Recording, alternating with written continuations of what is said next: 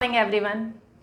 Vocabulary को नई तरीके से सीखेंगे आज, राइट। क्वेश्चन को नई अप्रोच के साथ में सॉल्व करेंगे। वोकेबुलरी का जो क्वेश्चन है उसको नई अप्रोच के साथ में सॉल्व करेंगे। तो तैयार हो जाइए, अपनी पेन और अपनी कॉपी लेकर रेडी हो जाइए।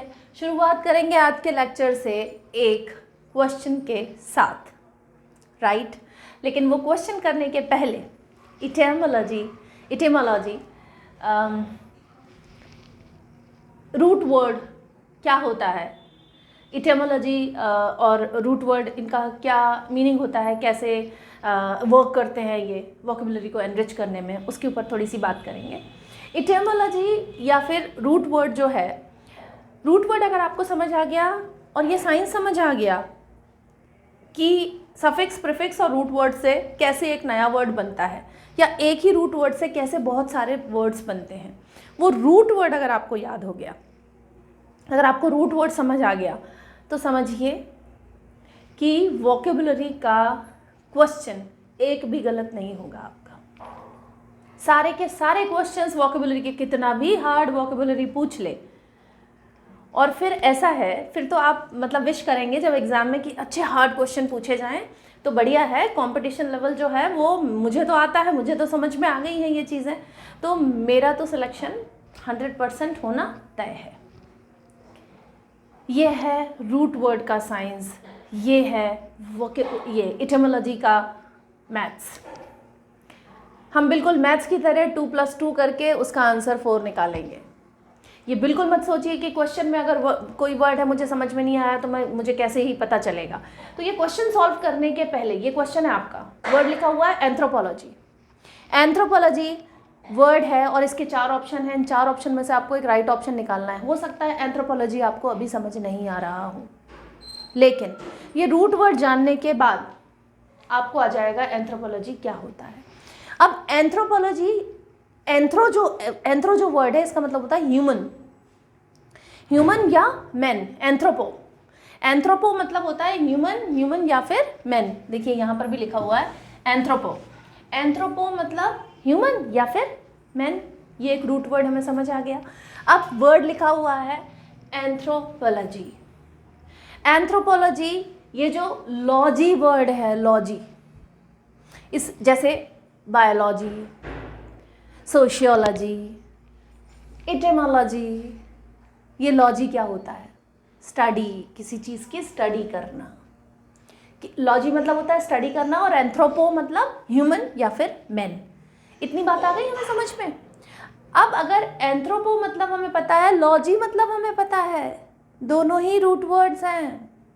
लॉजी सफिक्स के तौर पर भी काम आता है, लॉजी लास्ट में सफिक्स में लग जाता है, लेकिन लॉजी का मतलब होता है स्टडी, किसी चीज़ की स्टडी करना। तो एंथ्रोपो मतलब ह्यूमन और लॉजी मतलब स्टडी ऑफ ह्यूमन, ठीक है। तो अब एंथ्रोपो से हमें समझ में आ गया है कि ये ह्यूमन के बारे में बात हो रही है। तो desire to promote the welfare of others, क्या ये desire to promote the welfare of others. अब वेलफेयर ऑफ अदर्स, अब ऐसा तो होगा नहीं कि बहुत सारे डॉग्स मिलके उनमें से एक डॉग है वो सारे डॉग्स का वेलफेयर के बारे में सोचेगा, नहीं ना। एनिमल्स नहीं सोच सकते। या एक चट्टान है वो दूसरी सारी चट्टानों के वेलफेयर के बारे में सोचेगी, नहीं, पॉसिबल ही नहीं है। कैसे सोचेगी? चट्टान बैठ के सोच रही मैं सारी चट्टानों का आज बिल्कुल कल्याण करूँगी, तो नहीं ना, कैसे कर सकती है? चट्टान कैन नॉट थिंक, और अ डॉग और an animal can not think of इतना वो हाई लेवल नहीं सोच पाएगा। नहीं, ये कौन सोच सकता है? ह्यूमन। तो फर्स्ट जो ऑप्शन है, desire to promote the welfare of others, मेरा डिज़ायर क्या है कि मैं आपके सिलेक्शन का आपके सिलेक्शन का ये जो वेलफेयर है, आपकी भलाई जो है किसमें है कि आप सिलेक्शन लें। तो दिस इज़ माई डिज़ायर कि आप इस वीडियो के थ्रू आपको ये चीज़ें ऐसे समझ में आए कि आप सिलेक्शन ले पाएँ, और जब आप सिलेक्शन लेंगे तो दैट इज़ मतलब एकदम ये ऐसा वेलफेयर है जिससे जो वेलफेयर कर रहा है उसको कुछ नहीं मिलना है, उसको सिर्फ मन की शांति मिलनी है कि हाँ इतने बच्चों का सिलेक्शन हुआ है। अगर मेरा बताया हुआ एक भी क्वेश्चन, मेरी बताई हुई ज़रा सी भी टीचिंग उनको समझ में आई है, तो ये मेरी तरफ से बहुत बड़ा ईश्वर का आशीर्वाद है। मतलब मुझे ईश्वर का आशीर्वाद है मेरे लिए कि मेरे बच्चों का सिलेक्शन हो गया है, राइट। तो यहाँ पर जो फर्स्ट ऑप्शन है, the desire to promote the welfare of others, दूसरों के वेलफेयर को प्रमोट करना, यहाँ पर ह्यूमन तो आ रहा है, मतलब ह्यूमन से एसोसिएटेड तो है, तो हो सकता है तो इसको अपन होल्ड पे डाल देते हैं, हो सकता है कि ये भी राइट ऑप्शन हो। दूसरे में देखिए अ लिस्ट, ये लिस्ट है, a list of books referred to in a scholarly work, एक स्कॉलरली वर्क बनाते हैं आप, फाइल बनाते हैं, आप कोई पीपीटी बनाते हैं, ठीक है, तो उसमें बुक्स की लिस्ट, जहाँ से जो जो बुक पढ़ के आपने वो पीपीटी बनाया है या जो फाइल बनाई है या कोई रिपोर्ट बनाई है या कोई डॉक्यूमेंट बनाया है, तो वो उस डॉक्यूमेंट जहाँ से आपने वो चीज़ें उठाई ना, सोर्स उठाया, उस बुक्स की लिस्ट बनाई जाती है। तो बुक्स तो कहाँ से आई है, तो एंथ्रोपो, ह्यूमन के बारे में बात कर रहा है, यहाँ बुक्स के बारे में बात नहीं हो रही है, तो इसको तो कट कर दीजिए, नहीं होगा, एलिमिनेट हो जाएगा। तीसरा है persisting for a long time, एक लंबे समय तक रुके रहना, ह्यूमन की बात तो हो ही नहीं रही है, एंथ्रोपो की बात नहीं हो रही है, इसे भी हम क्रॉस कर देंगे। अब हमारे पास में एक ह्यूमन तो यहाँ दिख रहा है, क्योंकि अदर्स भी तो ह्यूमन ही है, एनिमल की बात तो हो नहीं रही या कोई नॉन लिविंग की बात हो नहीं रही। चौथा वाला जो ऑप्शन है वो ये है, the study of humans, human की स्टडी करना। अब लॉजी जो है, लॉजी का मतलब भी स्टडी होता है, ह्यूमन इधर भी आ रहे हैं, ह्यूमन इधर भी आ रहे हैं, लेकिन यहाँ पर लॉजी भी आ रहा है, और आपको अगर दोनों ही रूट वर्ड पता हैं कि एंथ्रोपो मतलब ह्यूमन होता है और लॉजी मतलब स्टडी होता है, तो सीधे सीधे ऑप्शन आपका यही आ जाएगा, वो भी बहुत ही कम समय में, बहुत जल्दी, क्विकली आप सही आंसर तक पहुँच जाएंगे, समय बचेगा आपका, क्योंकि आपको पता है कि रूट वर्ड्स का कैलकुलेशन क्या होता है। तो यहाँ पर आप बड़ी ही जल्दी से ये राइट आंसर तक पहुँच जाएंगे, एंथ्रोपोलॉजी। एंथ्रोपोलॉजी एक, हो सकता है आपने एंथ्रोपोलॉजी वर्ड नहीं सुना है, लेकिन अगर आपको एंथ्रोपो पता है तो एंथ्रोपो से बनने वाले बहुत सारे वर्ड्स, देखिए एंथ्रोपो, देखिए दूसरा एंथ्रोपो, एक वर्ड आता है एंथ्रोपो का फिलैंथ्रोपी, फिलैंथ्रोपी, ये फिलैंथ्रोपी, फिलैंथ्रोपी, ये एंथ्रो यहां से आ रहा है, एंथ्रोपो,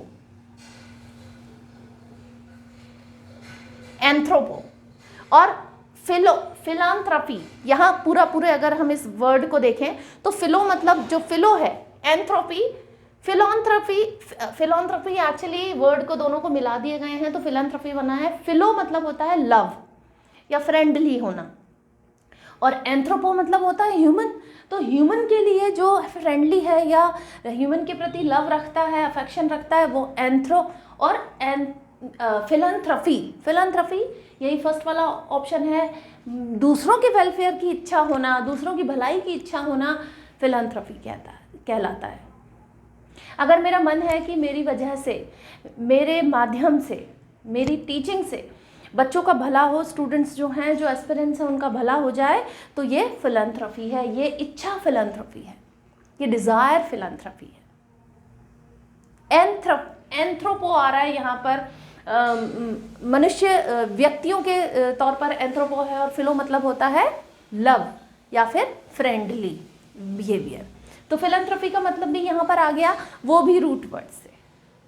रूट वर्ड बहुत काम की चीज़ है, इतनी सारे वर्ड्स जो आप लोग ढूंढते रहते हैं, अच्छा ये इसका ये मैंने याद कर लिया, आज मैंने 25 वर्ड्स निकाल लिए, बहुत अच्छी बात है, ज़रूर आप इस तरह की प्रैक्टिस करें, 25 वर्ड्स याद करें, 50 वर्ड्स याद करें, ज़रूर करें, लेकिन स्मार्ट तरीके से। वो 25 वर्ड्स रूट वर्ड से बने हुए होने चाहिए, वो 25 वर्ड्स के सफिक्स और प्रीफिक्स पता होने चाहिए आपको, क्योंकि अगर 25 वर्ड्स के 5 भी सफिक्स और 5 प्रीफिक्स और 5 रूट वर्ड्स या 10 रूट वर्ड्स, इतने भी अगर आपने याद कर लिए, तो उनसे बनने वाले आपको 500 वर्ड्स समझ आ जाएंगे। बहुत काम की चीज़ है, बहुत ध्यान से लेक्चर को सुनिए, और एक कॉपी और पेन ज़रूर ले लीजिए और नोट करते जाइए इसे, और सॉल्व करते जाइए इसे। और जब सॉल्व करने की और नोट करने की बात हो रही है, तो आई रिक्वेस्ट यू, वीडियो को लाइक कीजिए, चैनल को सब्सक्राइब कीजिए, और वीडियो को ज़रूर शेयर करिए। और अब आपके अच्छे से जो कमेंट्स होते हैं, वो एक मोटिवेशन होता है कि हाँ, जो एस्पिरेंट्स हैं, जो लर्नर्स हैं, उन्हें समझ आ रहा है, उन्हें अच्छा लग रहा है कि हाँ अच्छे तरीके से पढ़ाई हो रही है। This is my whole sole motto कि जो कॉम्पिटिटिव एग्ज़ाम है उनमें आप सिलेक्शन ले पाएँ, कहीं ना कहीं किसी न किसी तरह से ये जो टीचिंग है, my teaching would be a great help for you. This is my motto only, this is my aim, right. तो वीडियो को ज़रूर सब्सक्राइब कर वीडियो को शेयर कीजिए और चैनल को सब्सक्राइब कर लीजिए, ठीक है. यहाँ पर फिलैंथ्रोपी का मतलब भी हमने देखा, और उसी तरह से बिब्लियो. बिब्लियो मतलब होता है बुक. बिब्लियो मतलब क्या होता है? बुक. अब बिब्लियो मतलब बुक होता है, तो बिब्लियोग्राफी, ये जो सेकंड वाला ऑप्शन है, list of books refer to an scholarly work, उसको बिब्लियोग्राफी बोलते हैं. बिब्लियोग्राफी, ग्राफी, ठीक है. बिब्लियोग्राफी क्योंकि बुक से एसोसिएटेड है. क्रोन, क्रोन मतलब होता है टाइम. क्रॉनिक, ये क्रॉनिक डिजीज है, लंबे समय से चली आ रही है, क्रॉनिक डिजीज है, ठीक है. क्रॉनिक है, चलती चली आ रही है, चलती चली आ रही है. जैसे शुगर वाला, किसी को शुगर हो जाते हैं तो क्रॉनिक है, वो पीढ़ियों से चली आ रही है, क्रॉनिक डिजीज है. क्रोनोलॉजी, क्रोनोलॉजी मतलब इवेंट्स को एक सीक्वेंस में जमा देना, इवेंट्स को. जैसे कि quit India non cooperation movement होता है 1920 में स्टार्ट हो जाता है, 22 में ख़त्म हो जाता है. देन सिविल डिसओबीडियंस 1930 में स्टार्ट हो जाता है. देन क्विट इंडिया मूवमेंट आपका स्टार्ट हो जाता है 1942 में. और फिर अगर स्वदेशी मूवमेंट देख लेते हैं तो 1909 में. तो क्रोनोलॉजी ऑर्डर क्या है? 1900 Swadeshi movement, non cooperation movement, civil disobedience movement और क्विट इंडिया मूवमेंट. ये क्रोनोलॉजी है इसकी, क्रोनोलॉजिकल ऑर्डर है.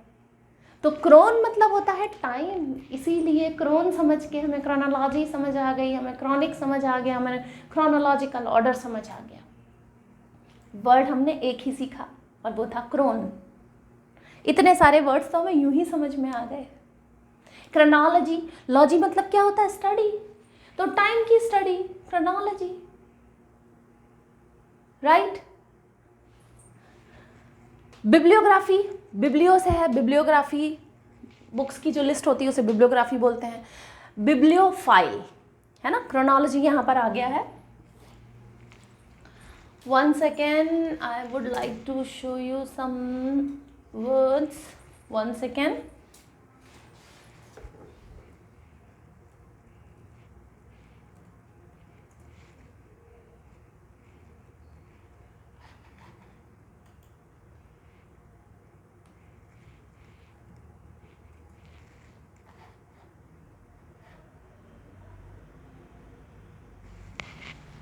Next word is bibliophile, right?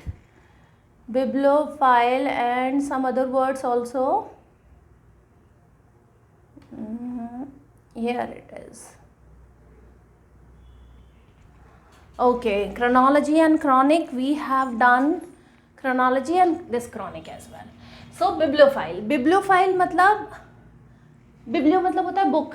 अब बिब्लियोफाइल कौन लोग होते हैं, कौन व्यक्ति होते हैं जो बुक्स का बहुत शौकीन होते हैं बुक्स का कलेक्शन करने के लिए, उसे बोलते हैं बिब्लियोफाइल.